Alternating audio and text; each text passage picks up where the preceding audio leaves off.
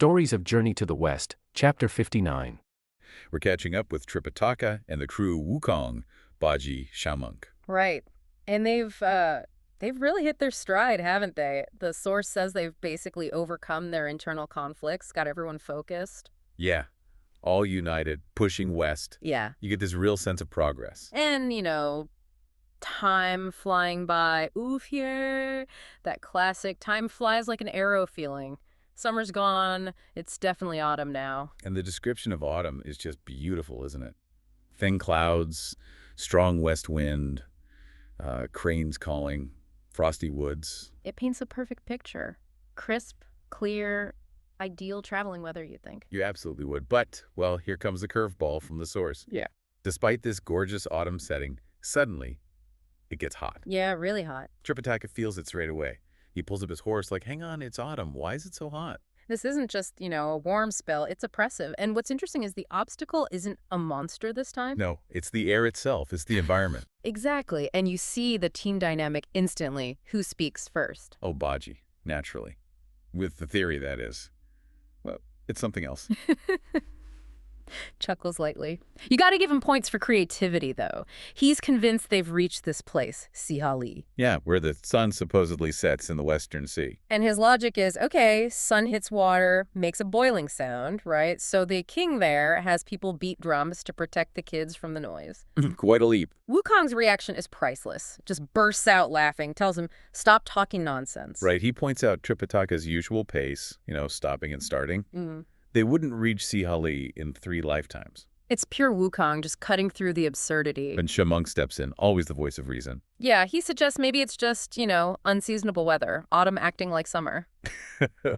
Which, on the surface, seems plausible. Yeah. But the source quickly shows us it's much more specific than that. Right, because while they're standing there arguing about the heat, they spot a village right there by the road. And this village, the color is striking. Everything is red. The source really hammers this home. Red tiles, red walls, red gate. Even the furniture inside, red lacquer. Just completely red. It connects visually to the heat, doesn't it? Makes it feel more tangible. It really does. It's like the heat is baked into the very place. So Wukong decides they need info. But first he has to look presentable. Which is always funny. Puts away his staff, straightens his clothes, tries to look all scholarly. Putting on airs before knocking. And this old man comes out. The description of him is so vivid in the text. It really is. Layered clothes, bamboo staff, worn shoes. And that face. Like red copper, white silk beard, long eyebrows over green eyes, gold teeth when he smiles.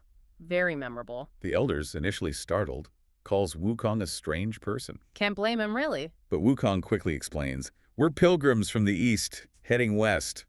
Just a bit confused by this heat. And the elder relaxes, apologizes, "Oh, my old eyes didn't recognize you," welcomes them in. They get invited in, offered tea, food, the usual hospitality. And Tripitaka, very politely, brings up the main question again. Sir, why is it so hot here when it's autumn? And boom, the elder gives it to them straight. This place is called Flame Mountain. Flame Mountain, okay. No spring, no autumn, always hot, year-round heat.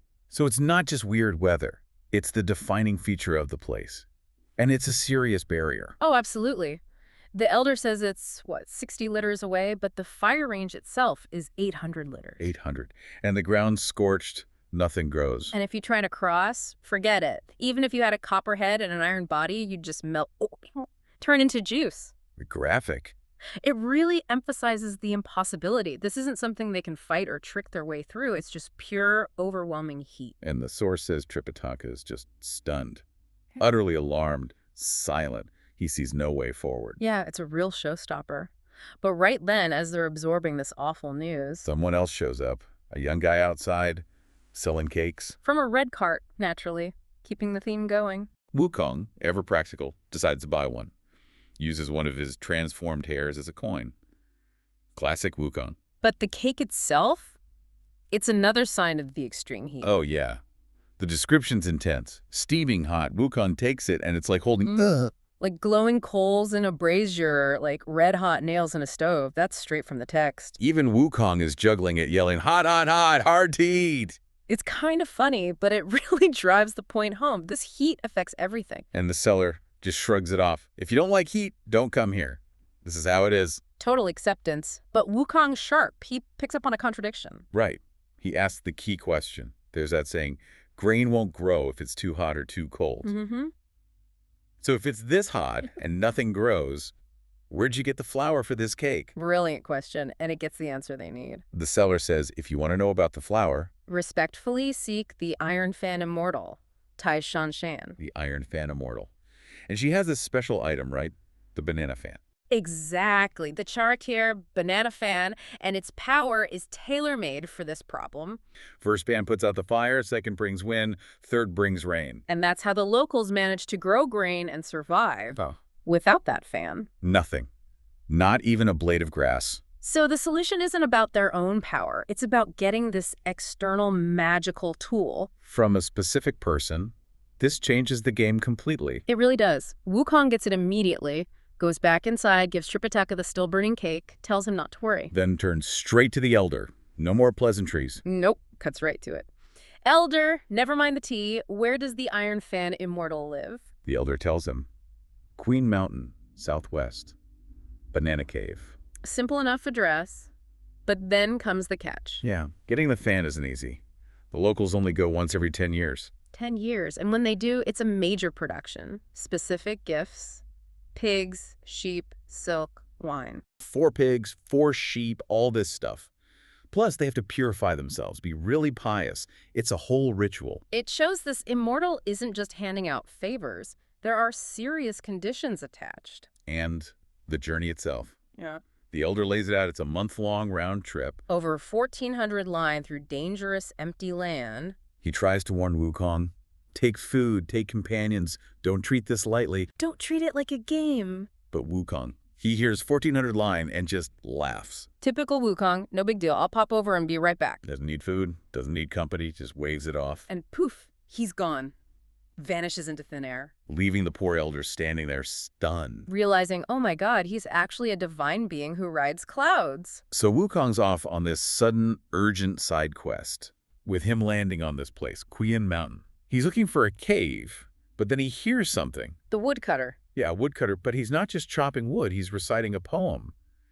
It gives the scene a certain kind of weight, you know. It does. Feels a bit like fate intervening almost. And this woodcutter, he's not just background noise. He's actually the source of Wukong's first real lead. Wukong asks him about a banana cave and an Iron Fan Immortal. And the woodcutter, his reaction tells you something's up. He laughs, right?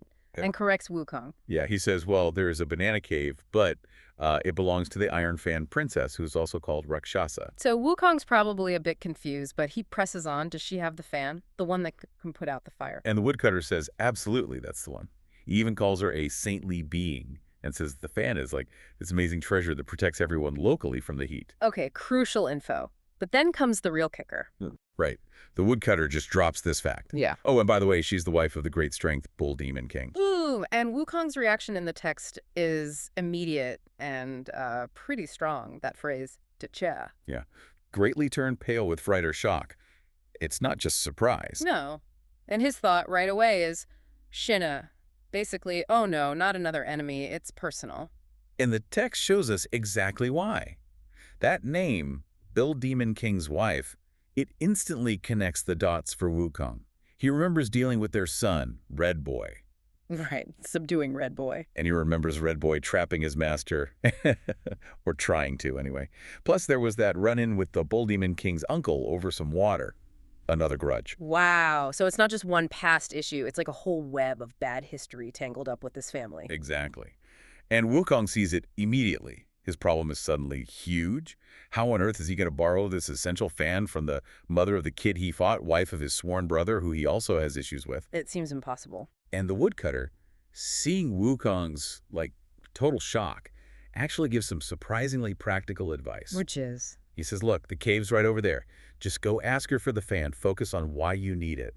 And this is the key bit. Hey. Meaning? Basically, don't bring up the past. Don't acknowledge all that old unpleasantness. Just, act like it never happened. And easier said than done, especially for Wukong. Totally. But, okay, he thanks the woodcutter and heads off towards this banana cave. And what's it like when he gets there? The source gives us a description, right? Yeah, it's, Apparently quite beautiful scenery around it, but the cave itself, tightly shut, securely barred. It's clear this is a prized possession, well guarded. Not exactly welcoming. So how does Wukong approach? Does he take the woodcutter's advice? Well, maybe partly. Or maybe he tries a different angle. He gets to the gate and calls out, "Brother Bull!" He's addressing the Bull Demon King, maybe trying to use that old sworn brotherhood connection. Interesting tactic. Does it work? Well, someone answers. The door cracks open, and it's a servant girl, described as a sort of a hairy or furry girl. Maybe not human, maybe just, well, hairy. Okay. She looks normal enough, carrying tools. Okay, so Wukong talks to her. Yeah. Greets her politely, says he's son Wukong from the east, monk on a journey, blocked by the fiery mountain, gets straight to the point. I need to borrow the banana fan for just a bit. Okay, request made. Now the reaction inside. Oh, it's explosive. The second that servant girl tells Rakshasa, who's at the door, son Wukong, and what he wants, the text uses this amazing phrase. Like salt on fire or oil on fire. Exactly. Instant fury, pure rage. Her face flushes red. Yikes. So no calm consideration then? Not a chance. She immediately calls for armor, grabs 2 sharp swords. The text even describes her getting ready for battle turban, robe, sash, shoes, swords gripped tight. She is not happy. And she comes storming out. Storms out, demands to see him. Wukong steps up, bows, tries the polite approach, calls her sister-in-law. Uh-oh, bad move. Very bad move. She just explodes. Who's your sister-in-law? Who wants your bow? It's clear that kinship angle is not going to work. Probably should have stuck with the woodcutters. Don't mention the past plan. Too late now. She's angry, and she tells him exactly why, right? Right to his face. How did you harm my son? She blames him, this impudent monkey, for ruining her boy, the Saint Infant King. So in her mind, he's not here to borrow anything. No, she thinks he's shown up to basically hand himself over to be killed for what he did to Red Boy. It's all about her son. Pure maternal fury. Absolutely. And Wukong, he tries to counter this with, like, facts and logic. He explains, look, your son captured my master. He was going to cook him. Okay, fair point. And he clarifies it wasn't him, it was Guanyin Bodhisattva who stepped in, saved the master, and took Red Boy. He also explains what happened to Red Boy afterwards, according to the text. Yes. He describes Red Boy's current situation. He's with Guanyin now, he's the good fortune boy, he's achieved enlightenment. Wukong uses all these terms. Eternal, pure, immortal. Living as long as heaven and earth? Yeah, basically saying he's achieved immortality. This is a good thing. You should be grateful, not angry. He questions her logic. Makes sense from his perspective, but does Rakshasa buy it? Not for a second. She doesn't care about enlightenment or immortality. All she knows is her son was taken, and she can't see him. That's it. She dismisses his whole explanation. Completely. Calls him a clever-mouthed, impudent monkey. Accuses him of just using fancy words to get out of trouble. The emotional core of her grievance is untouched by his logic. Okay, so reason fails. Yeah. What's plan C for Wukong? He shifts to negotiation. A direct deal. He says, okay, fine. Lend me the fan first. Let me put out the fire so my master can pass. Then when I bring the fan back, I promise I'll go see Guanyin and bring Red Boy here for a visit. Seems reasonable. A win-win almost. You'd think so. He asks her, what could possibly be wrong with that? But she still refuses. Flat out refuses. Which, my treasure isn't something I just lend out lightly. End of discussion on the loan. Wow. Okay, so no loan. What now? Does she just attack? Not immediately. Instead, she offers this really weird challenge. She says, okay, monkey, stand still. Let me hit your head with my swords. Let her hit him. Yeah. She says, if it hurts you, you definitely don't get the fan. If you can take it without flinching, well, maybe I'll think about lending it to you. That's unexpected. Does Wukong actually agree to this? He does, which is kind of amazing. And the text says she goes at it, ping, ping, ping, ping, like whack, whack, whack. More than 10 times she hits his head with her swords. And Wukong? Totally unfazed. He didn't even take it seriously. His head's famously hard, right? It does absolutely nothing to him. So he passes her bizarre test. He does. And seeing that her swords are useless, Rakshasa gets scared. She tries to back away, get back inside her cave. But Wukong stops her. Yeah, steps in front of her like, okay, I took the hits, now where's the fan? Pressing the issue. And even now, she won't lend it. Still refuses. After the reasoning, the deal, the test, she still says no. So that's finally it for Wukong trying to be diplomatic. That seems to be the breaking point. Diplomacy failed, reason failed, deals failed, even passing her weird test failed. The source says this is when he decides, okay, enough asking. He takes out his own weapon, the staff from his ear. It's fight time. It is. Wukong with his staff, Rakshasa with her 2 swords. And the text explicitly points out this isn't just a random brawl.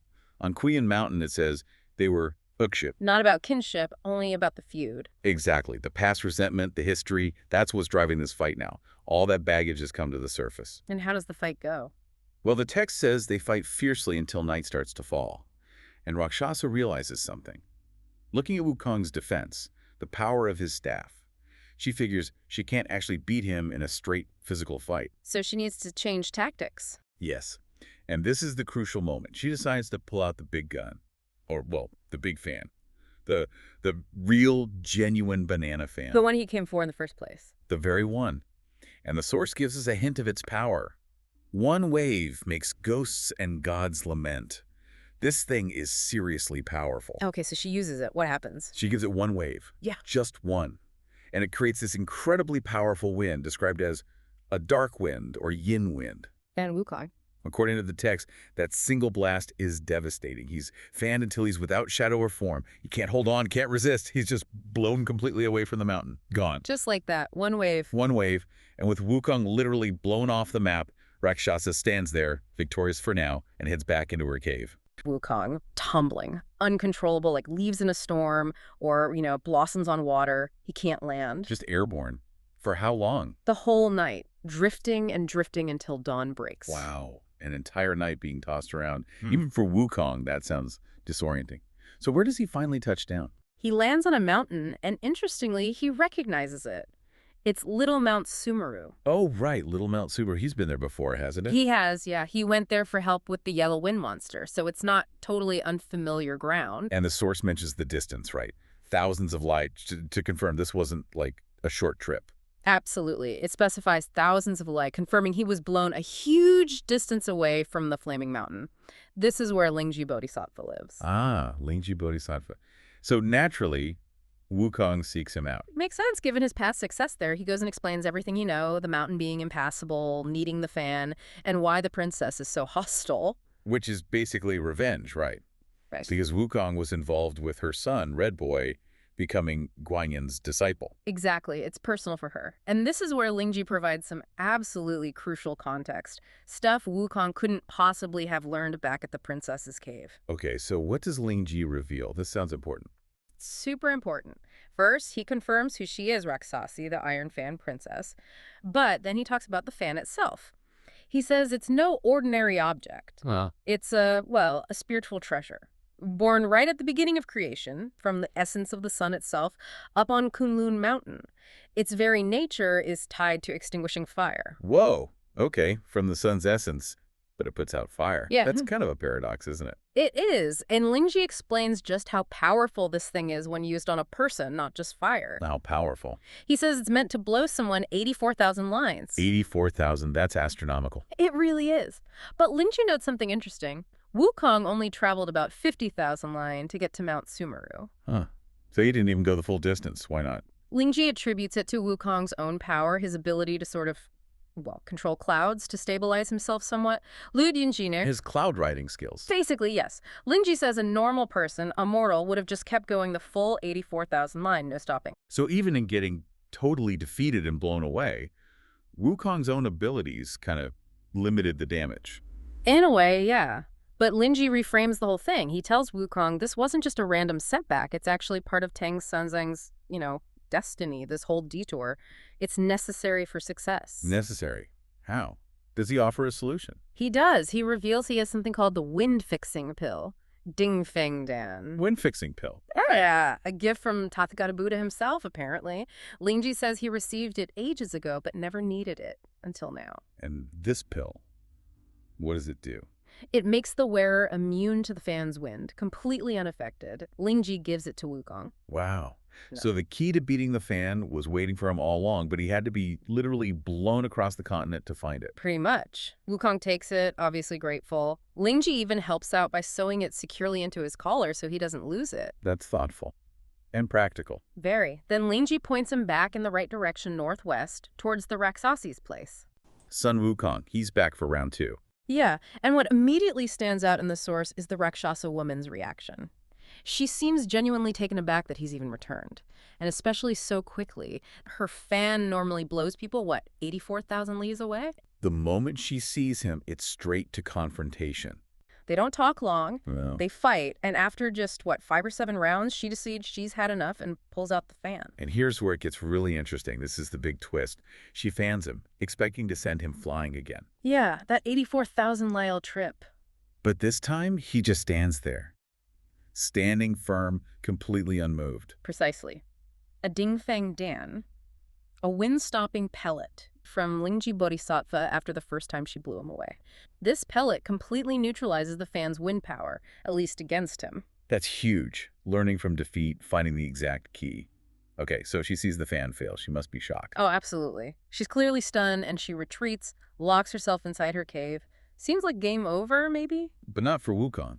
No, he's not giving up that easily. The source describes a really audacious move next. Yeah, what's the... Transforms himself into a tiny insect. I'll see if send the text as maybe a little fly or some kind of nymph. Seriously, a bug? Yeah. To do what? To slip right through a crack in the door she just locked. He sneaks inside. Wow. That visual is just wild, shrinking down, sneaking through a tiny gap. Okay, so he's inside. What happens then? Well, the story says the Rakshasa, after the fight and the shock, she gets thirsty. She asks her attendants for tea. Okay, tea break. And that's where the next part of this really unusual plan plays out. He sees his chance. He hides right under the foam on the tea. No, under the foam. Yep. And she drinks it down, swallows him whole. He intentionally goes inside her body. He's inside her.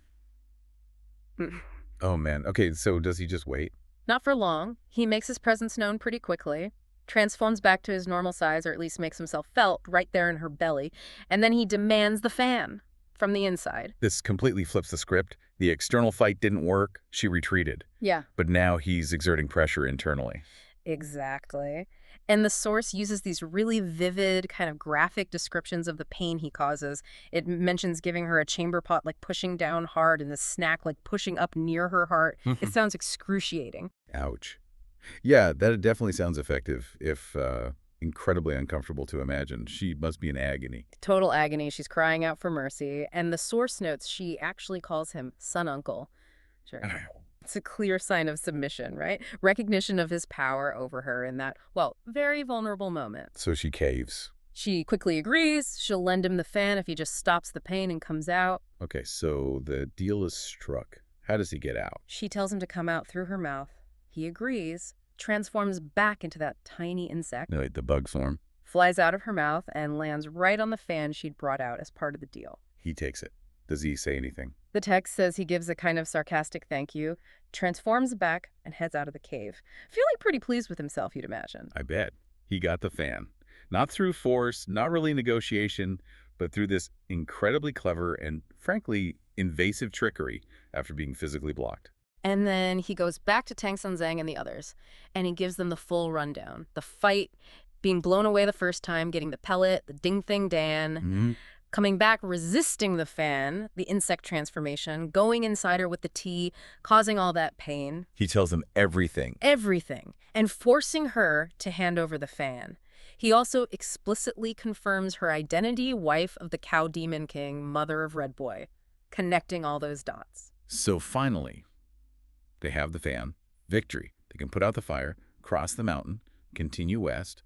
Mission accomplished. You'd think so, except, well, that's not quite how it plays out, is it? Oh no, what happens? They start heading towards the mountain, expecting relief, but the heat is immediate, intense. The source describes Shaseng yelling his feet are burning. Ouch. And Baji's complaining his paws are hurting, Chixin, even the horse is struggling. It's still incredibly hot. Okay, but now they have the fan, the solution. Right, so he brings out the fan, the object of all that incredible effort, ready to finally extinguish the flames. He fans once. The fire gets hotter. What? Hotter! Yeah. He tries again, fans a second time, it intensifies even more. Yo. He gives it one more try, a third fan, and the flames shoot up thousands of feet high, and they actually singe his own hair. He gets burned. The Monkey King, burned by fire. He does. The hero who's supposed to be practically immune to fire gets scorched by the very fan he went through hell, literally went inside someone to get. He immediately yells for everyone to fall back. They scramble 20 light away just to escape the intense heat. Wow. So he throws the fan down. Yeah, he throws it down, totally frustrated. The source quotes him saying something like, "He's not working. I was tricked by that scoundrel." He knows he's been fooled. And Tang Senzang must be devastated. All that. I hope. Understandably distraught, yes. And Baji, well, Baji can't resist the jab. Oh, I bet. Teases him about being afraid of fire when he's supposed to be fireproof. Does the story explain why he got burned? It seems odd. It does, actually. It says he usually relies on protective magic, like specific spells or techniques when dealing with fire. But this time, he was so focused on the act of using the fan, on putting the fire out, that he didn't activate his usual defenses. Okay. So he let his guard down. Exactly. Left him vulnerable to the fan's opposite effect, intensifying the fire, not extinguishing it. So they're right back where they started. Stuck. Fire ahead, goal ahead. No fire elsewhere, but no goal either. A perfect trap. The text describes them debating this very dilemma. West means fire, but also scriptures. No fire means no scriptures. What do they do? This sounds desperate. Who can help them now? And right on cue, this is when the land spirit of the Flaming Mountain appears, like a local guide almost. He confirms, yes, the fire is a huge problem and offers them some food. Basic hospitality. Okay, but they need more than food. Wukong must ask him about the fire, right? He does. He asks the spirit point blank, when can this fire possibly be put out? How do we get past this? And the spirit gives the answer they probably expect. He says you need the Rakshasa woman's banana fan, the very thing they thought they had. So Wukong probably says, got it right here, and shows him the fan. Exactly. He shows the spirit the fan he acquired through all that internal negotiation. And the spirit's reaction. According to the source, the spirit just laughs, and then delivers the final crushing blow, which means... This man is not the real one. You were tricked. Precisely. The source explicitly states it was a fake, an imitation. Wow. So all of that, the fight, the wind pellet, the insect trick going inside her, the pain, the deal, it was all for a counterfeit fan. A counterfeit that actually made the problem worse. That is incredibly frustrating. What a twist. It really highlights something important, doesn't it? How information, even gained through extreme measures, even what looks like total success, can still be completely misleading. Getting the authentic tool, or, as we're about to find out, the real connection, is what's critical. So what now? Is there another clue? Yes. The land spirit doesn't just leave them hanging. He gives them the next step. He says to get the real fan, the one that actually works, Yeah. they must seek out the Great Strength King. For the Great Strength Bull Demon King.